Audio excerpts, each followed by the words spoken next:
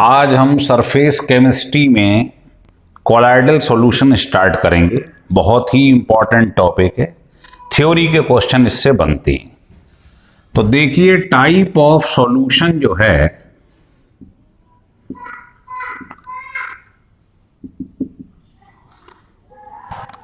तो particle size के basis पर आप देखोगे सॉल्यूशंस को 3 हिस्सों में डिवाइड किया गया है।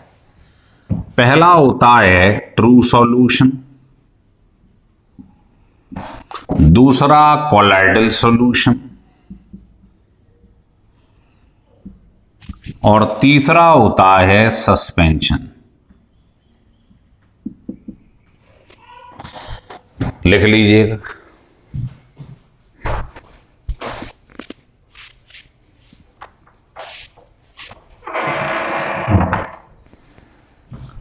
तीसरा है सस्पेंशन। तो देखो ट्रू सॉल्यूशन वो होता है जो बहुत ही छोटा होता है, जिसका जो पार्टिकल साइज है ये 1 नैनोमीटर से भी कम होता है। इसका साइज 1 नैनोमीटर से लेकर 1000 नैनोमीटर तक होता है और ये सबसे बड़े होती हैं इनसे बड़ा साइज। दूसरा, ये जो होता है होमोजीनियस मिक्सचर बनाता है, होमोजीनियस मिक्सचर, जबकि ये दोनों हेट्रोजीनियस होती हैं। ये भी हेट्रोजीनियस।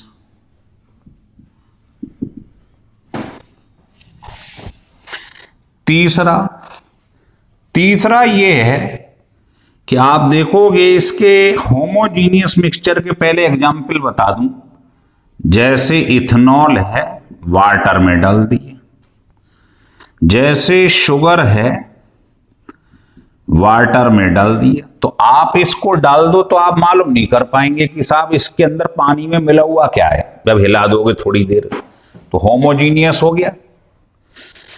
कोलाइडल सॉल्यूशन जो बनता है वो क्या है, जैसे सल्फर का सॉल्यूशन है, गोल्ड का सॉल्यूशन है, प्रोटीन का सॉल्यूशन है, इनका मिक्सचर कोलाइडल होता है। और सबसे बड़ा, जैसे आप कैल्शियम कार्बोनेट को पानी में डाल दो तो आप दोनों को अलग अलग पहचान लोगे। तो ये सबसे बड़े पार्टिकल होते हैं सस्पेंशन। तो ये इनके एग्जाम्पल हैं जो आपको याद रखने हैं, लिख लीजिएगा।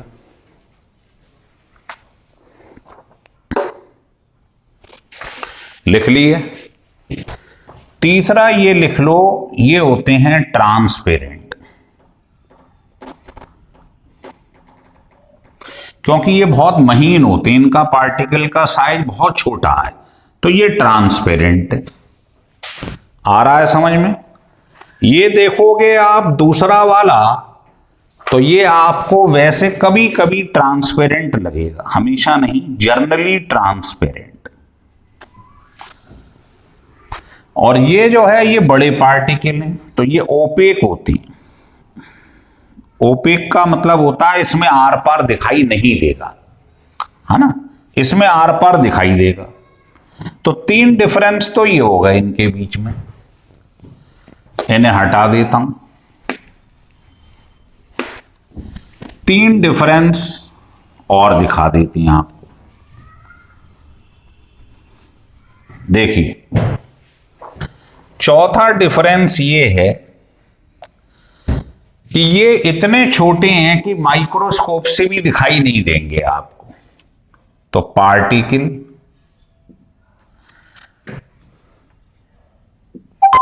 can't seen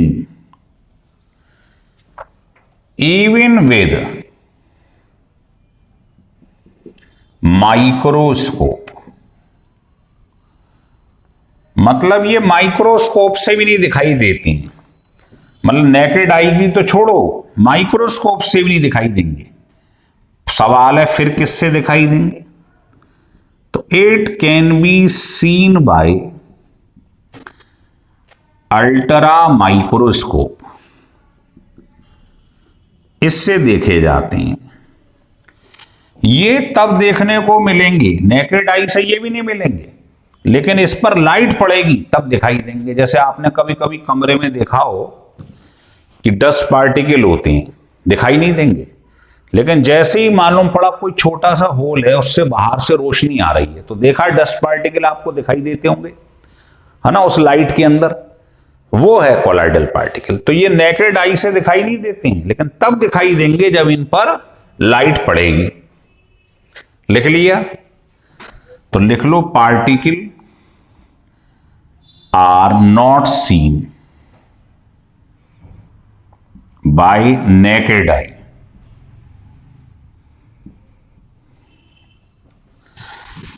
but seen when light is passed through it। समझ में आ रही है बात? जब इन पर लाइट पड़ती है तब दिखाई देती है, और ये तो सबसे बड़े, इनको आप देख सकते हैं नेकेड आई से। तो particle can be seen by naked आई, ये सबसे बड़े हैं तो आसानी से दिखाई दे जाएंगे नेकेड आई से। पांचवा, टिंडल इफेक्ट आप पढ़ेंगे, ये केवल कोलाइडल शो करती। तो टिंडल इफेक्ट होता है,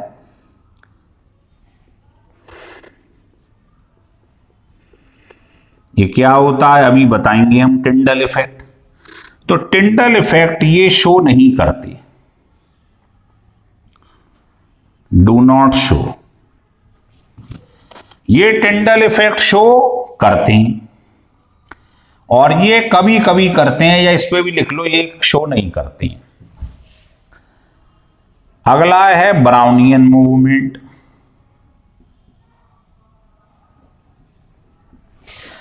ये शो नहीं करते, ये शो करते हैं, ये भी शो नहीं करते हैं। तो ये आपने इसमें डिफरेंस पढ़ा, टाइप ऑफ सॉल्यूशन कितने टाइप के होते हैं, 3 टाइप के। पार्टिकल के साइज के बेसिस पर इनको 3 हिस्सों में डिवाइड करा गया है, और इसमें ये 6 डिफरेंस लिखे गए, लिख लीजिएगा।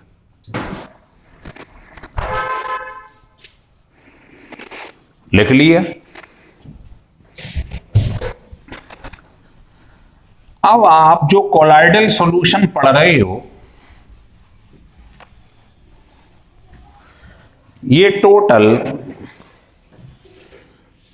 टाइप ऑफ कोलाइडल सॉल्यूशन,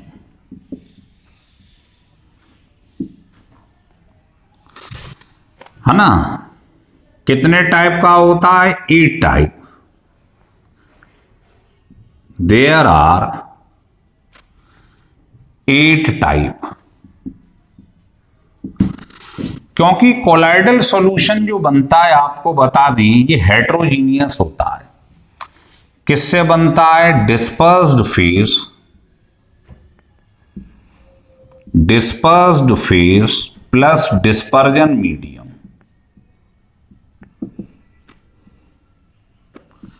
जैसे मान लीजिए आपने पानी के अंदर बाहर से कुछ भी डाल दिया, इसके अंदर मान लो आपने सल्फर डाल दिया, तो ये क्या है, ये मीडियम है, तो इसको बोलेंगे डिस्पर्जन मीडियम। और ये क्या, ये इसमें डाला जा रहा है, इसको कहते हैं डिस्पर्स्ड फेज डिस्पर्जन मीडियम। तो कोई पूछे कोलाइडल सॉल्यूशन क्या होता है, तो आप कहेंगे it is the mixture of this and this. अब सोचिए, ये होता है हेट्रोजीनियस, लेकिन गैस में जो सॉल्यूशन बनता है वो होमोजीनियस होता है। तो 8 टाइप का बनेगा। गैस का मिक्सचर जो होता है ये होमोजीनियस होता है।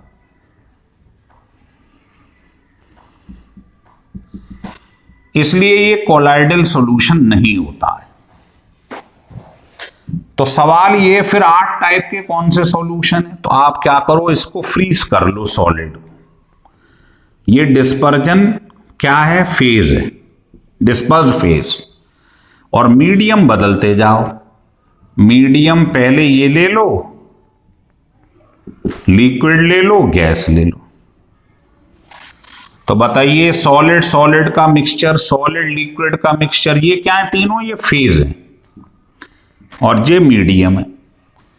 अब आप क्या करो, इसको फेज को लिक्विड ले लो और इनको फिर बदलते रहो, सॉलिड लिक्विड गैस, मीडियम को। तो बताओ ये 3 टाइप का कोलाइडल सॉल्यूशन फिर बन गया। अब आप इसको फिक्स कर लो गैस फेज को, इसको बदलो सॉलिड लिक्विड गैस। तो गैस गैस का मिक्सचर जो होता है वो होमोजीनियस है, जबकि कोलाइडल सॉल्यूशन अभी लिखवाए थे हेट्रोजीनियस है, इसलिए इसका मिक्सचर कभी कोलाइडल सॉल्यूशन नहीं होता है। तो बताओ ये गैस गैस का तो नहीं बनेगा कोलाइडल, तो ये 2 टाइप ही का होगा। तो कुल 3 3 2 8 टाइप का हो गया, नहीं हो गया ये? अब इसमें मेन बात आपको जो 2-3 याद रखनी है वो ये है कि सोल किसे कहते हैं, सोल, जेल किसे कहते हैं और इमल्शन किसे कहते हैं, ये बातें याद रखना। देखो सोल का मतलब होता है किसी सॉलिड को लिक्विड में डाल दिया गया है ना, और इमल्शन का मतलब है दोनों चीजें लिक्विड लिक्विड है।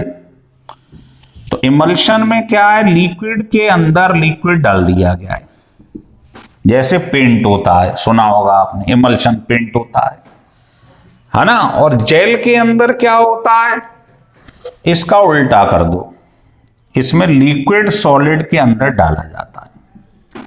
तो ये जरूर याद रख लेना, ये बहुत इंपॉर्टेंट चीज है। तो क्लियर हो गया कि टाइप ऑफ कोलाइडल सॉल्यूशन कितने टाइप के हैं। अगर ये वीडियो आपको अच्छा लगे तो आप इसे सब्सक्राइब और लाइक जरूर करिए और टिका टिका के 2-3 बार पढ़िएगा। हाँ देखिएगा, ऐसा है कि type of colloidal solution on the basis of preparation. Preparation के बेसिस पर कोलाइडल सॉल्यूशन को 2 हिस्सों में डिवाइड कर दिया। पहला होता है लायोफिलिक कोलाइड और सेकंड होता है लायोफोबिक कोलाइड।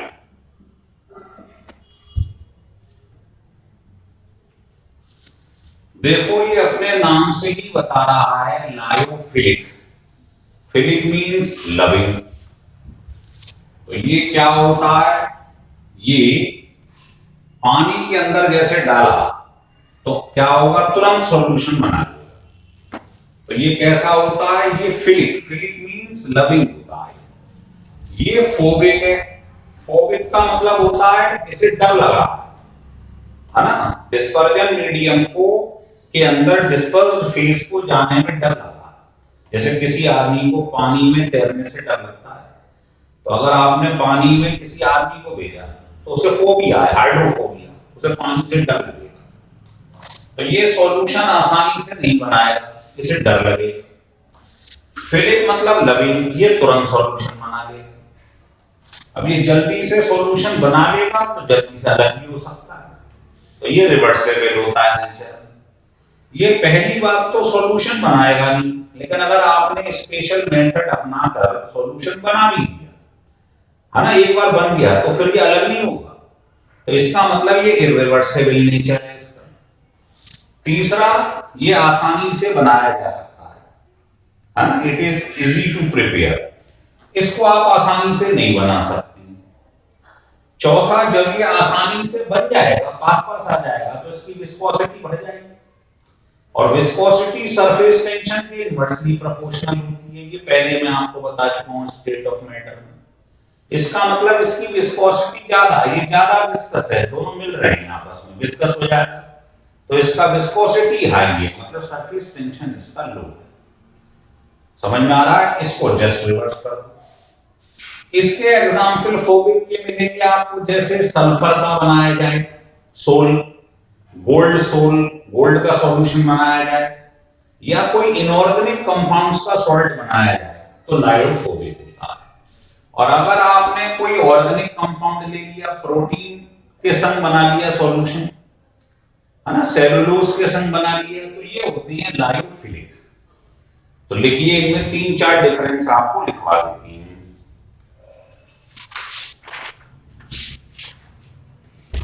तो पहला तो आपको बता ही दिया, फिलिंग का मतलब क्या है कि ये सॉल्वेंट लविंग होता है, और ये सॉल्वेंट मतलब डिस्पर्जन मीडियम, हीटिंग होता है, ये हीट करता है। फोबिया मतलब इसको डर लगता है। आ रहा है समझ में?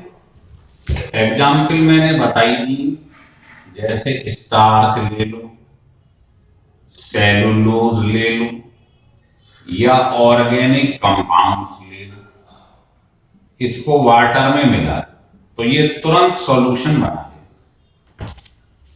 ठीक है, और इसके एग्जाम्पल मैंने बताए थे ये आपको क्या होंगे, जैसे सल्फर का सॉल्यूशन बना लो, गोल्ड का सॉल्यूशन बना लो, या किसी इनऑर्गेनिक कंपाउंड्स का सॉल्यूशन बना लो, ये सब के सब लायोफोबिक होती है।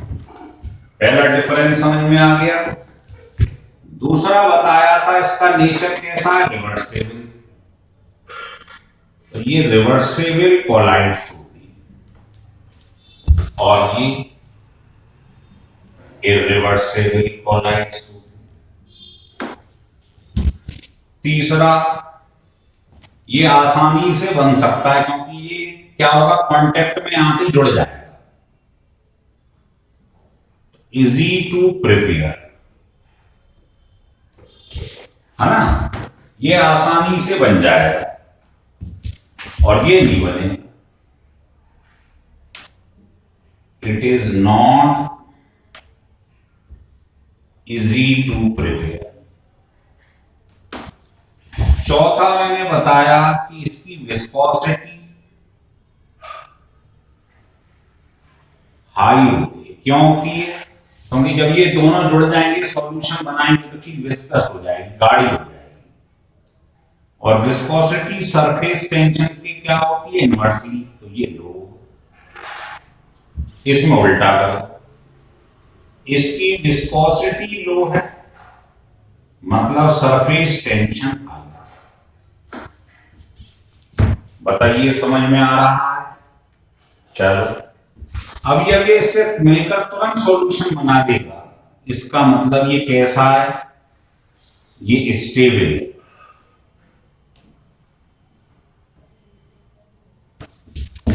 और ये अनस्टेबल।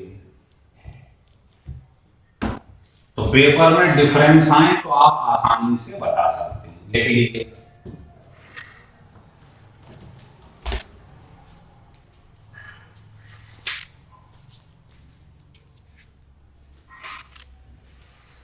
लिख लिए?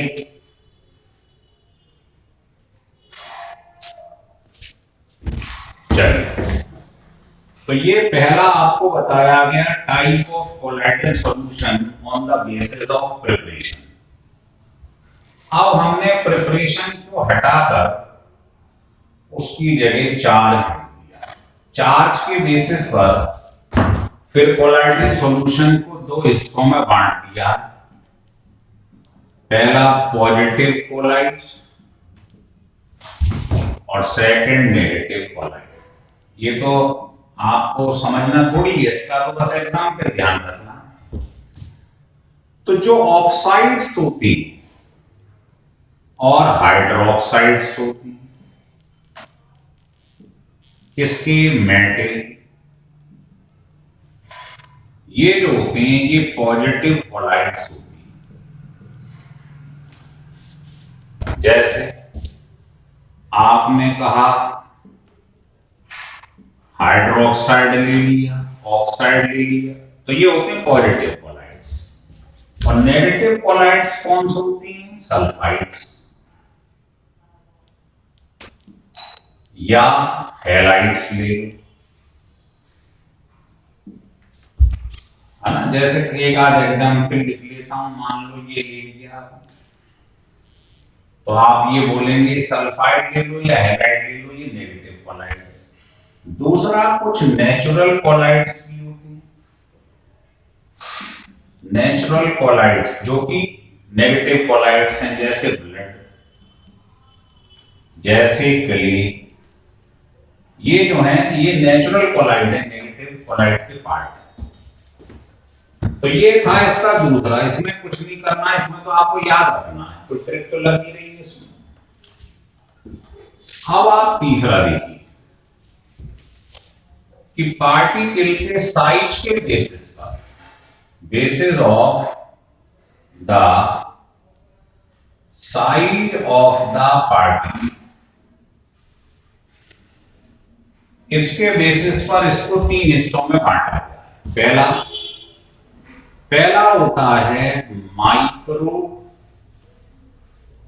मॉलिक्यूलर कोलाइड्स, दूसरा होता है मैक्रो मॉलिक्यूलर कोलाइड, और तीसरा होता है एसोसिएटेड कोलाइड, या इसको मिसेल्स भी कहते हैं, है ना। तो ये बहुत इंपॉर्टेंट है, इसको एक एक करके पढ़ेंगे। तो पहली हेडिंग डाल दीजिए,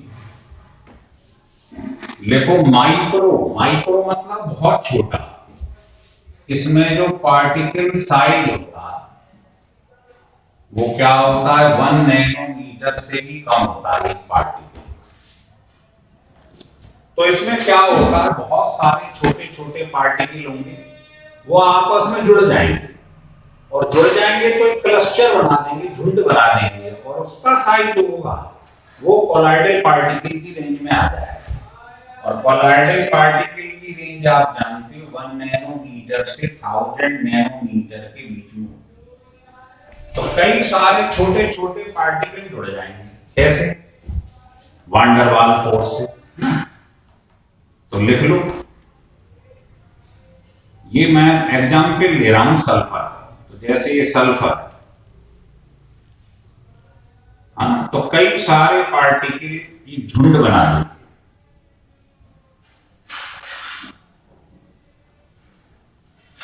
ऐसे है। तो इसका जो साइज होगा वो इस रेंज में आ रहा होगा, तो कोलाइड बन जाएगा। पार्टिकल का साइज पहले बहुत छोटा था, लेकिन कई सारे पार्टिकल जुड़कर इस रेंज में आ गए, है ना। तो ये जो है ये काम करेगा किसका, मैक्रो मॉलिक्यूलर कोलाइड। ऐसे ही आप गोल्ड ले लो, मान लो आपने गोल्ड ले लिया, गोल्ड गोल्ड गोल्ड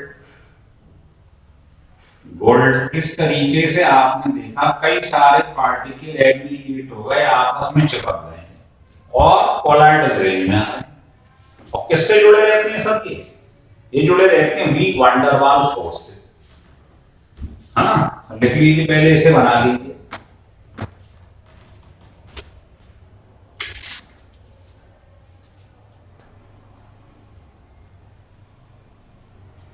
लिख लीजिए, लिखो, large number of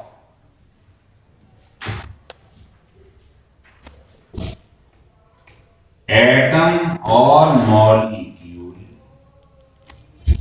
are held together by weak van der Waals force,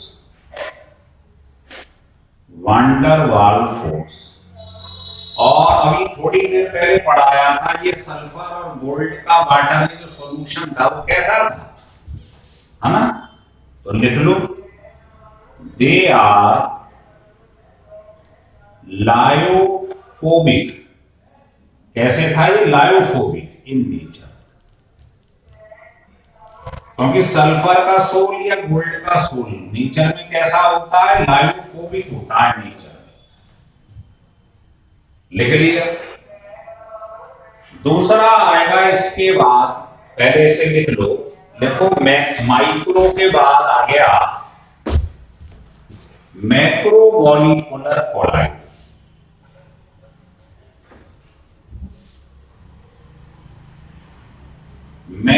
macromolecular colloid जो होती है ये size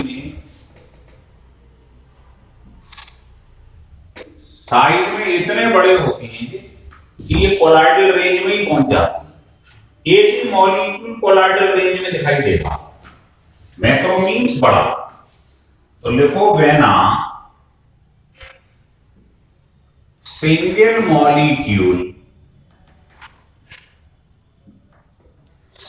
molecule is so large so that it comes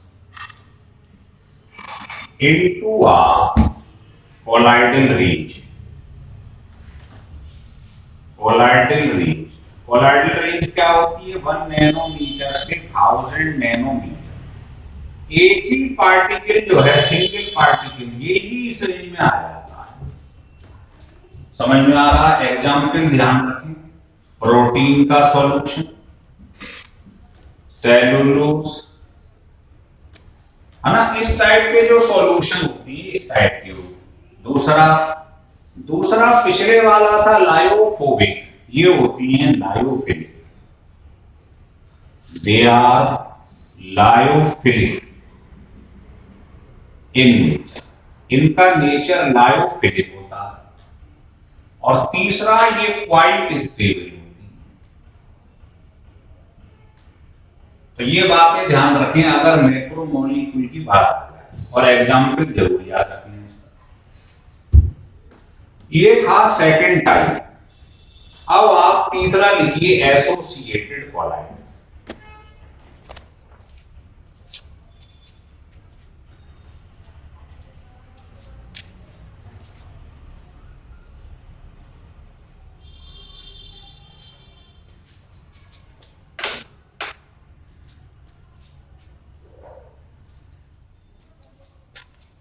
से हटा दें।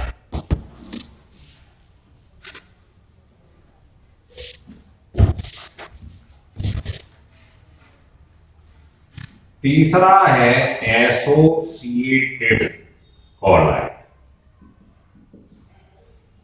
देखो इसमें क्या है समझ लो। ये आपके पास मान लीजिए सॉल्यूशन जो है वो डाइल्यूट है, मतलब इसकी कंसंट्रेशन बहुत कम है, low concentration.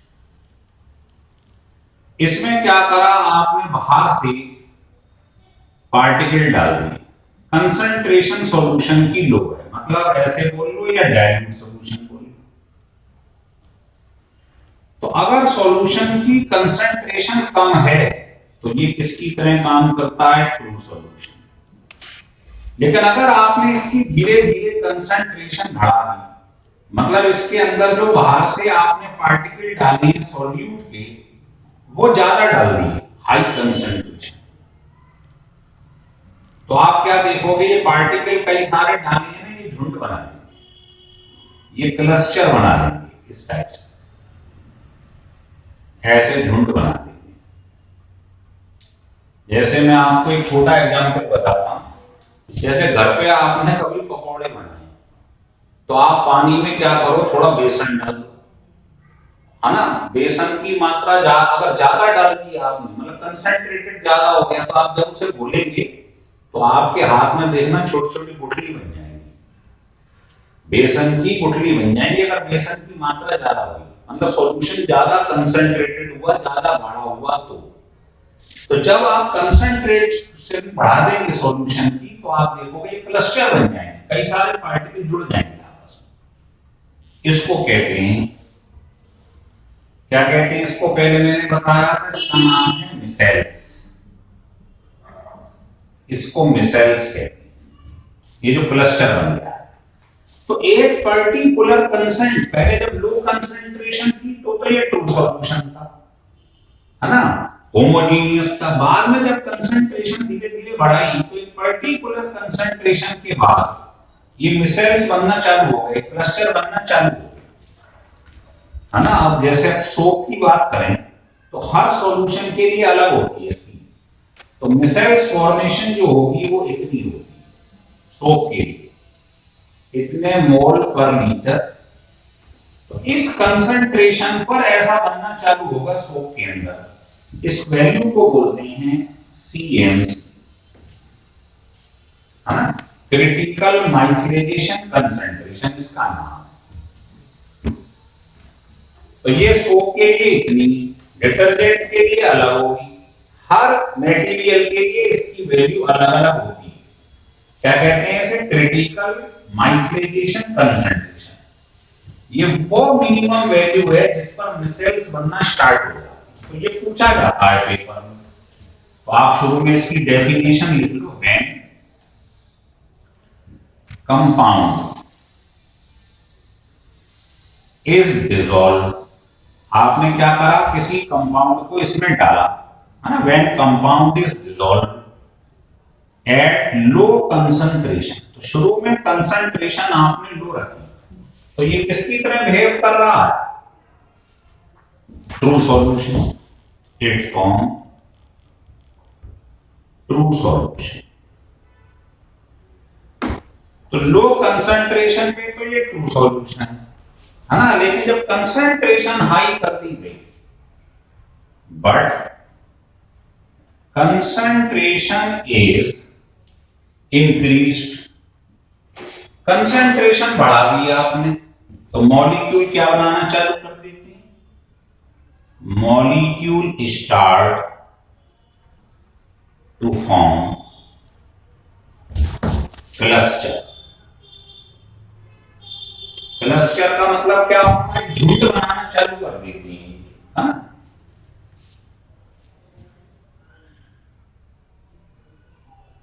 which comes into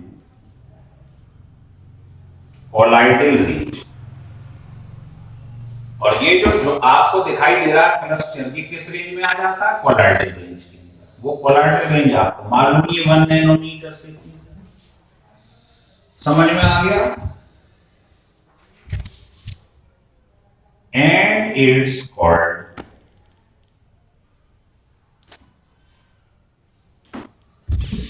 क्या कहलाता है? ये जो बनता है एसोसिएटेड कोलाइड, या इसको मिसेल्स बोलते हैं। मिसेल्स कहते हैं ये जो बन रहे,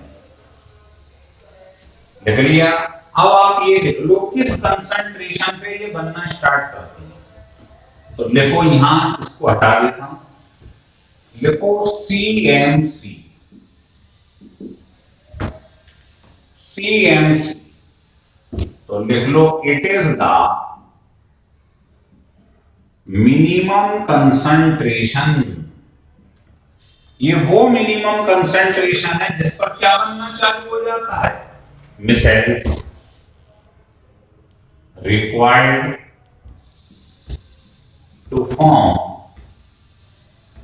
मिसेल्स। तो जिस मिनिमम कंसंट्रेशन पे ये क्लस्टर बनना चालू हो जाता है वो कहलाती है मिनिमम कंसंट्रेशन CMC। और सोप के लिए कितनी होती है वो मैंने बता दी, सबके लिए इसकी वैल्यू अलग अलग होती है।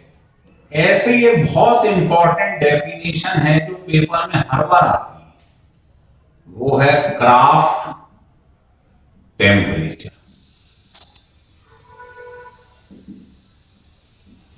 क्राफ्ट टेम्परेचर भी वो मिनिमम टेम्परेचर है जिस पर मिसेल्स बनना स्टार्ट हो जाती है।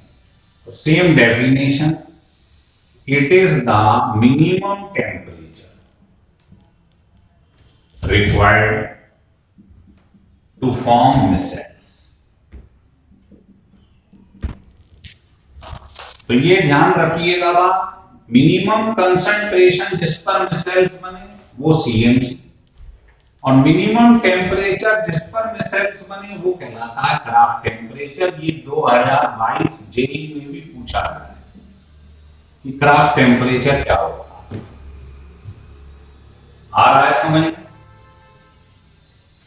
चलिए, अगर ये वीडियो आप देख रहे हो, आपको अच्छा लगे, सब बहुत बढ़िया वीडियो है ना, स्टिल करके 2-3 बार पढ़ना है, तो आप इसको सब्सक्राइब और लाइक जरूर करिएगा। अब इसका नेक्स्ट वीडियो हम बनाएंगे जिसमें हम आपको ये बताएंगे कि जो कोलाइडल सॉल्यूशन होते हैं उसकी प्रॉपर्टीज क्या होती है। है ना, जैसे हेट्रोजीनियस नेचर होता है, ब्राउनियन मूवमेंट शो करता है, टिंडल इफेक्ट शो करता है, इलेक्ट्रोफोरेसिस शो करता है, कोगुलेशन शो करता है। ये सब चीजें आपको नेक्स्ट वीडियो में हम बताएंगे।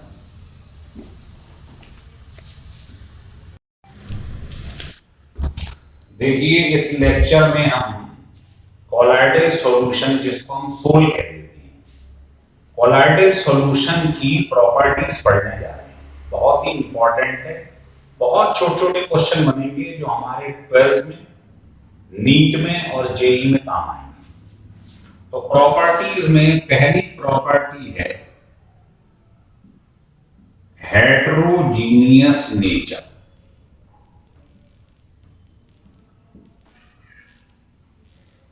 आप जानते हो कि जो कोलाइडल होता है वो दो चीजों से बनता है, डाइफेजिक होता है, डाइफेजिक सिस्टम होता है। ये बनता है डिस्पर्स्ड फेज से,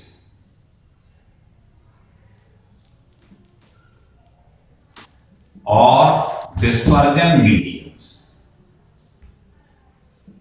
डिस्पर्जन मीडियम। तो ध्यान रखिए इसका ये हेट्रोजीनियस नेचर होता है ना, ये इन दोनों के मिलने से बनता है कोलाइडल सॉल्यूशन। दूसरा आता है इसके अंदर, आप देखेंगे टिंडल इफेक्ट।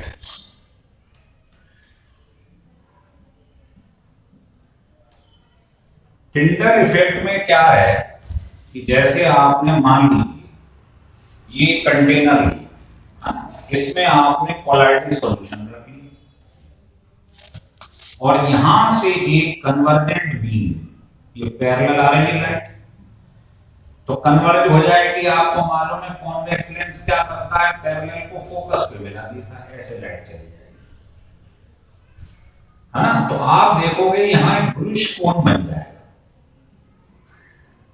ऊपर से आप क्या करो, एक अल्ट्रा माइक्रोस्कोप लगा दो, अल्ट्रा माइक्रोस्कोप, और जैसे ही इसको आप ऊपर से देखेंगे 90 डिग्री पे रख दिया तो आप देखोगे यहां एक ब्लूइश कोन बन जाएगा। इसको टिंडल कोन कहते हैं, टिंडल कोन कहते हैं। किसकी वजह से ये बनता है, आप देखोगे कोलाइडल पार्टिकल के ऊपर लाइट पड़ रही है, तो ये बन रहा है किसकी वजह से, due to scattering of light.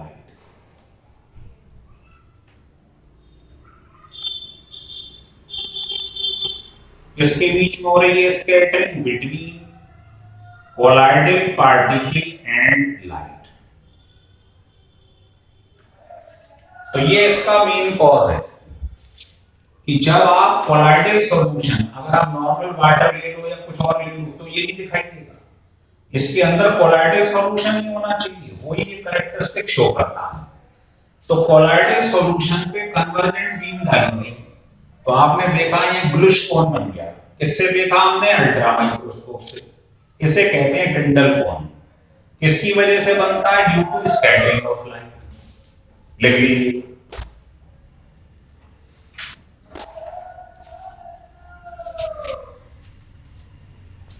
लिख लिए, इसको लिख दूंगा, लिखो when strong beam of light, beam of light कैसी होनी चाहिए, ये कन्वर्जेंट, कन्वर्जेंट लाइट होनी चाहिए, मतलब जो कन्वर्ज हो रही है, इकट्ठी हो रही है, कॉन्वेक्स लेंस से मिलेगी। इज पास्ड थ्रू, किसमें से पास कराई गई है, कोलाइडल सॉल्यूशन में, पास्ड थ्रू, है ना, a solution, the path of the beam, path of the beam is illuminated, illuminate, ये जो आप देख रहे हो पाथ है, ये चमकने लगता है, ब्लूइश लाइट चमकने लगती है, illuminated। इसकी वजह से due to scattering of light,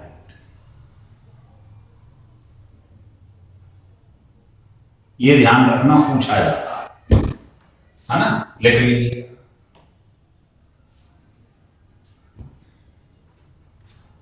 अगला पॉइंट है ब्राउनिंग मोशन।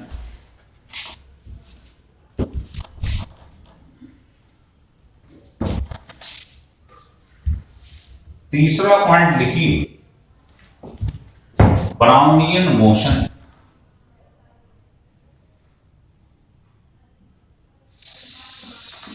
ब्राउनियन मोशन या ब्राउनियन मूवमेंट, कुछ भी लिख लीजिएगा, है ना।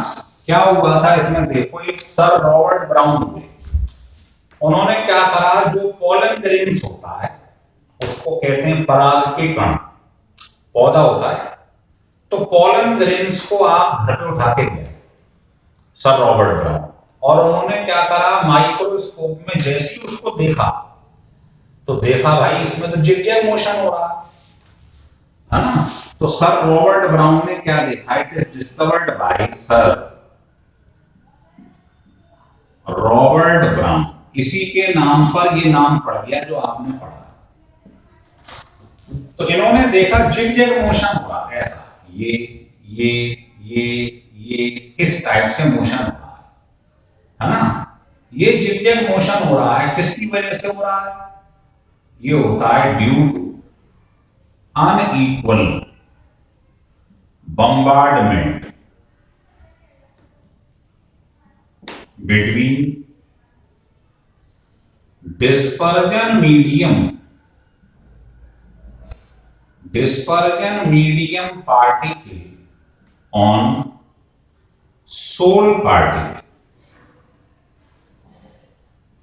ये ध्यान रखना है, किसकी वजह से हो रहा, अनइक्वल बम्बार्डमेंट, ये है इसका मेन कॉज, जिगजैग मोशन जो हो रहा है। इसी मोशन को हम क्या कहते हैं, ब्राउनियन मोशन। और ये सिर्फ हमको केवल दिखाई किसमें दे रहा है, पोलैरिटी सॉल्यूशन में, ना ट्रू में दिखाई देगा ना सस्पेंशन में। तो लिख लो इसके बारे में, लिखो, इट इज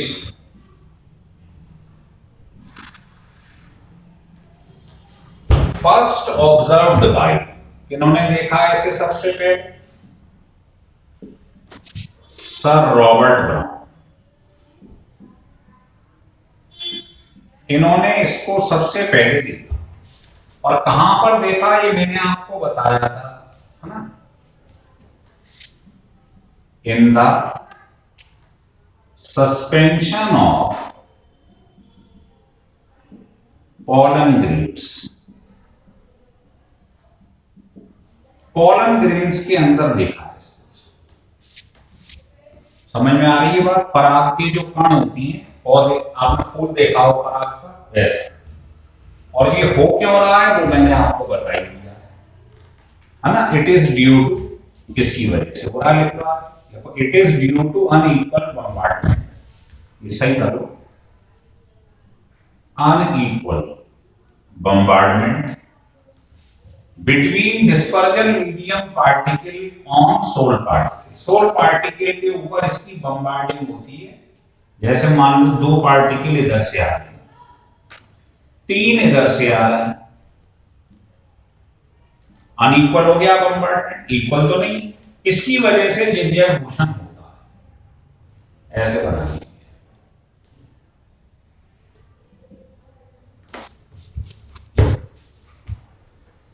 आ गया समझ। चौथी प्रॉपर्टी, हेडिंग डाल दो, इलेक्ट्रोफोरेसिस।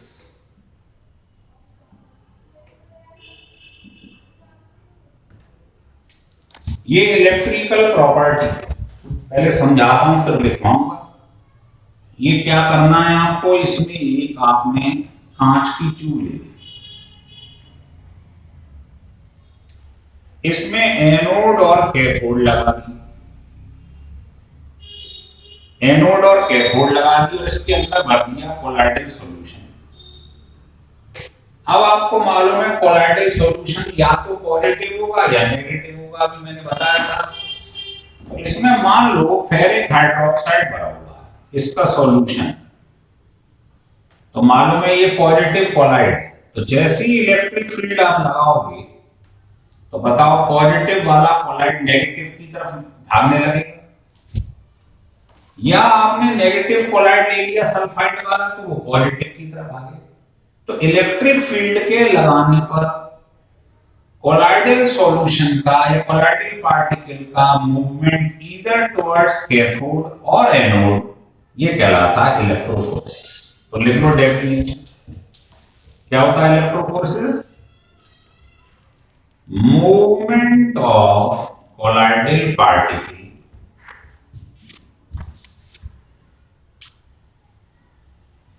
टुवर्ड्स any electrode,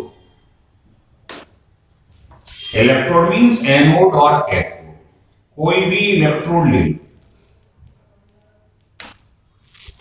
है ना, under applied electric field, electric field के लगाने पर, इलेक्ट्रिक फील्ड लगा दी एनोड कैथोड, इलेक्ट्रिक फील्ड के लगाने पर कोलाइडल पार्टिकल का मूवमेंट या तो इधर होगा या इधर होगा। अगर इस पे पॉजिटिव चार्ज है तो ये कैथोड की तरफ भागेगा, अगर इस पर नेगेटिव है तो इधर भागेगा। तो जो मूवमेंट हो रहा है उसको कहते हैं इलेक्ट्रोफोरेसिस। अगर मान लो ये मूवमेंट टुवर्ड्स एनोड हो जाए तो इसको एनाफोरेसिस बोलते हैं, एनाफोरेसिस।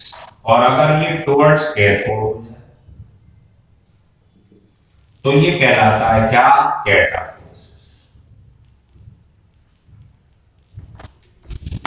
अगर ये एनोड की तरफ भागने लगे तो एनाफोरेसिस, कैथोड की तरफ भागे तो कैटाफोरेसिस। समझ में आ गए? इसके दोनों पार्ट लिख लीजिए।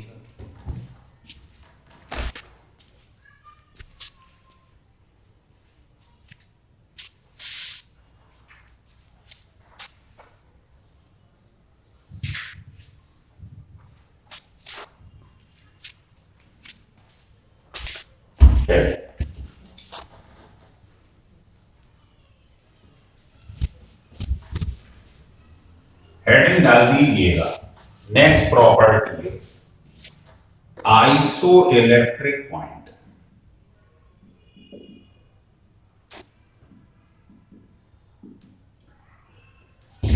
आपने क्या करा, एक ऐसी पीएच वैल्यू ली, ये अभी आपने लिया था, यहां पर ध्यान होगा यूट्यूब,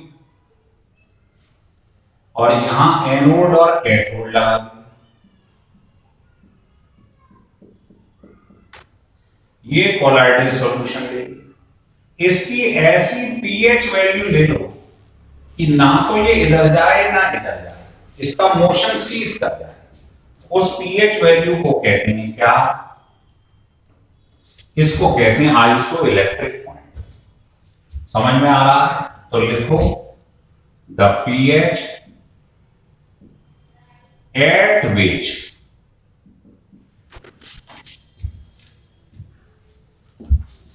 सोल पार्टिकल, सोल किसे कहते हैं? Colloidal solution.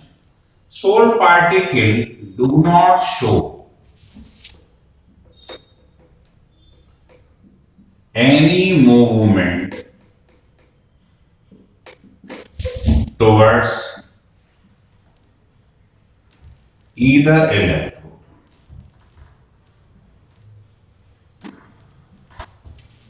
मतलब वो पीएच वैल्यू इस सॉल्यूशन की जिससे ये ना तो इधर जाए ना इधर जाए, इस पीएच वैल्यू को कहते हैं आइसो इलेक्ट्रिक पॉइंट। एग्जाम्पल, जो ग्लाइसिन होता है उसका पीएच जब इतना होता है 7.1, वो है आइसो इलेक्ट्रिक पॉइंट। इस पीएच वैल्यू पे ग्लाइसिन ना इधर जाएगी ना इधर। छोटी छोटी डेफिनेशन है, ध्यान रखिए। और आए क्लियर? नेक्स्ट प्रॉपर्टी है कोगुलेशन। कोगुलेशन ये बहुत ही इंपॉर्टेंट प्रॉपर्टी है, ध्यान रखिए। क्या होता है कोगुलेशन? जैसे ये आपकी मान लो उंगली, इस पर चोट लग गई, उंगली पे चोट लग गई, इसमें से ब्लड निकल रहा और आपने बाहर से क्या करा, इस पर एलम लगा दिया, फिटकरी लगा दी। तो ब्लड जो होता है इस पर होता है नेगेटिव चार्ज। मैंने अभी आपको बताया था, ध्यान होगा, जहां पर मैंने पॉजिटिव और नेगेटिव कोलाइड्स बताए थे। नेगेटिव में बताया था ब्लड एंड के लिए नेगेटिव चार्ज होता है, एलम पर होता है पॉजिटिव। अब बताओ, ब्लड पे आपने एलम लगाया तो ये दोनों अपोजिट चार्ज हैं, जुड़ जाएंगे दोनों। जुड़ने से क्या होगा, ब्लड वेसल्स मोटी हो जाएगी, है ना। ऐसा लगेगा किसी ने ब्लड के आगे पत्थर रख दिया है, तो ब्लड रुक जाए। तो वो जो इन दोनों के मिलने से चीज क्या हो गई, प्रेसिपिटेट हो गई, हैवी हो गई और नीचे बैठ गई, उसको बोलते हैं क्या, कोगुलेशन। तो लिखो प्रेसिपिटेशन और सेटिंग डाउन, नीचे बैठ जाना, किसका, डिस्पर्स्ड फेस का, इज कॉल्ड कोगुलेशन।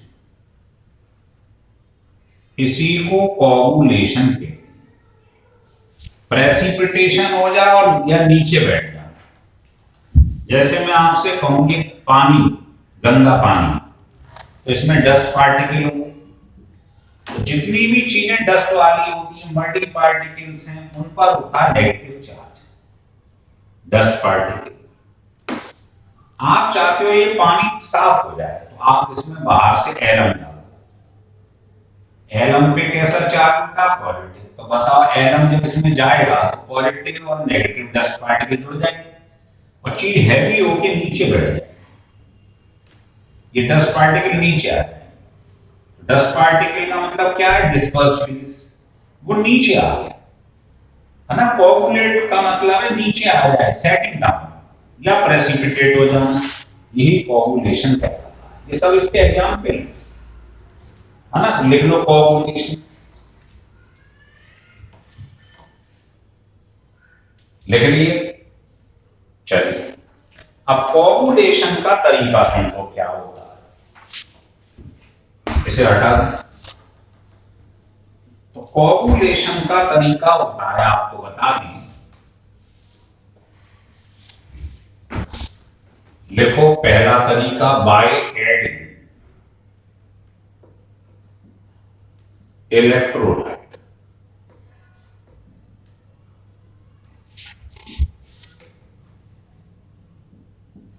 इलेक्ट्रोलाइट अभी बताया ना मैंने आपको कि आपने इसमें बाहर से इलेक्ट्रोलाइट डाल दिया एलम, तो सेटिंग डाउन नीचे बैठ गए। तो बाय एडिंग इलेक्ट्रोलाइट, तो आपको क्या करना है, आपने इसके अंदर ये जो मल्टी पार्टिकल थे पानी के अंदर जो नेगेटिव थे, इनका कोगुलेशन कराने के लिए बाहर से क्या डाला, अपोजिट चार्ज। तो इलेक्ट्रोलाइट जो आप डालेंगे बाहर से, वो अपोजिट चार्ज होना चाहिए। तो लिखो, the ion having charge opposite to that of colliding party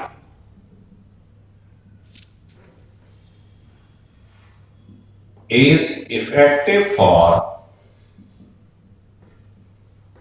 coagulation.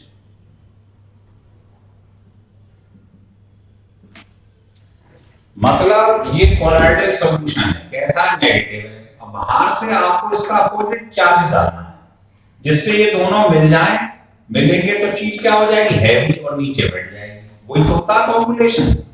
तो उसके लिए कह रहा है, इलेक्ट्रोलाइट जो मिलाओगे उसका चार्ज अपोजिट होना चाहिए कोलाइडल पार्टिकल का। समझ में आ रहा है। तो इसके लिए एक व्यक्ति मैदान में आया जिसका हर बार पूछा जाता है, शुल्ज हार्डी लॉ। इस पर बहुत क्वेश्चन बनते। इसने ये कहा था कि जो बाहर से आप चार्ज मिला रहे हो इसके अंदर अपोजिट, जितना ज्यादा चार्ज होगा, है ना, ये मिलाते हैं जो बाहर से, इसको कहते हैं कोगुलेटिंग आयन।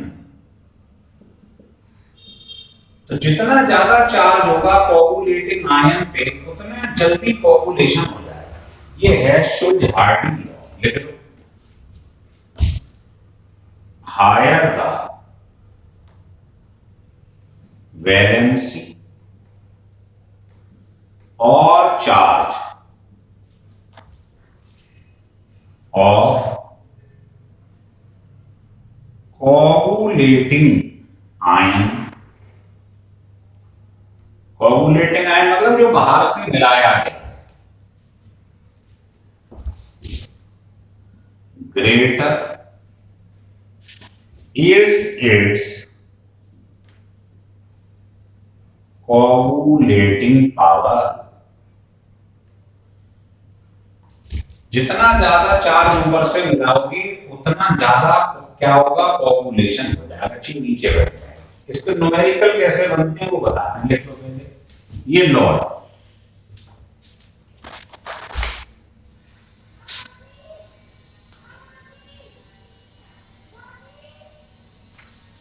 चलिए अब इस पे देखिए क्वेश्चन कैसे बनते हैं। पहला क्वेश्चन देखिएगा, वो कह रहा है, क्वेश्चन ये है आया हुआ, ये फेरिक हाइड्रोक्साइड है ना, इसका सॉल्यूशन, इसका कोगुलेशन करवा दिया गया, कोगुलेटेड बाय, क्या मिलाया इसके अंदर, इसके अंदर 4 आइटम मिला, ये है ना, अमोनियम फॉस्फेट, और मान लो मिला दिया है पोटेशियम फेरोसाइनाइड। तो इसमें इसके अंदर ये 4 आइटम मिला दी गई हैं। तो आपको बताना है कि कोगुलेटिंग पावर का सीक्वेंस क्या है, कौन जल्दी कोगुलेशन करेगा। तो पहले ये बताओ, ये सोल कैसा है, आपको बताया हाइड्रोक्साइड वाले सोल कैसे होती हैं, पॉजिटिव सोल। तो आप इसमें कोगुलेशन के लिए क्या मिलाएंगे, अपोजिट चार्ज। तो पॉजिटिव सोल है तो इसमें मिलाएंगे बाहर से नेगेटिव। तो इसको आप, इसका नेगेटिव हिस्सा अलग करते जाओ, तोड़ के नेगेटिव हिस्सा अलग कर दो, इसको ब्रेक कर लो, नेगेटिव चीज बाहर निकाल दो, क्योंकि इसका कोगुलेशन ये खुद पॉजिटिव है, तो कोगुलेशन होगा नेगेटिव से, अपोजिट चार्ज से। तो अभी बताया था शुल्ज-हार्डी ने कि जितना ज्यादा चार्ज होगा इसके ऊपर, उसकी कोगुलेटिंग पावर उतनी ज्यादा है। तो आपका आंसर जो है, जो ऑर्डर ऑफ कोगुलेशन पावर क्या होगा, सबसे पहले तो ये आता है, सबसे ज्यादा चार्ज, जितना ज्यादा चार्ज उतनी ज्यादा कोगुलेटिंग पावर।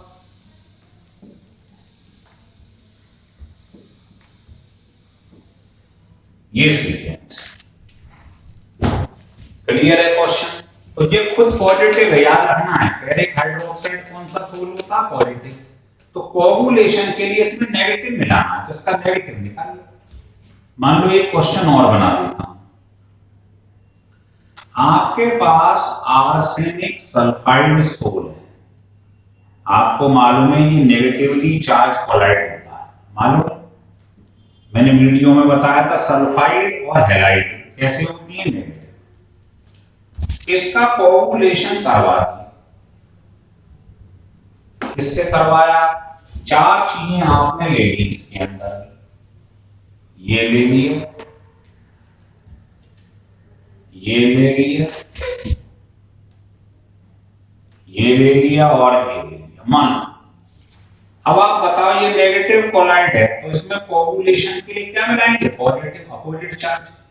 तो इस नेगेटिव वाले में पॉजिटिव चाहिए, पॉजिटिव बाहर निकाल लो, इसमें से पॉजिटिव तोड़ के अलग कर लो।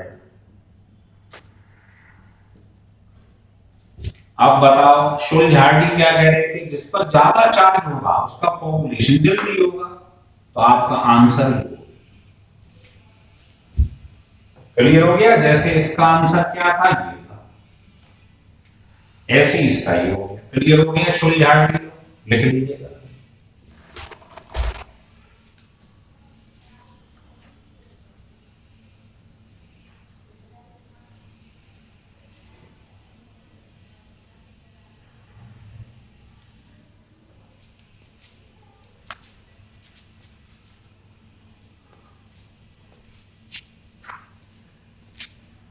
चलो हो गया क्लियर।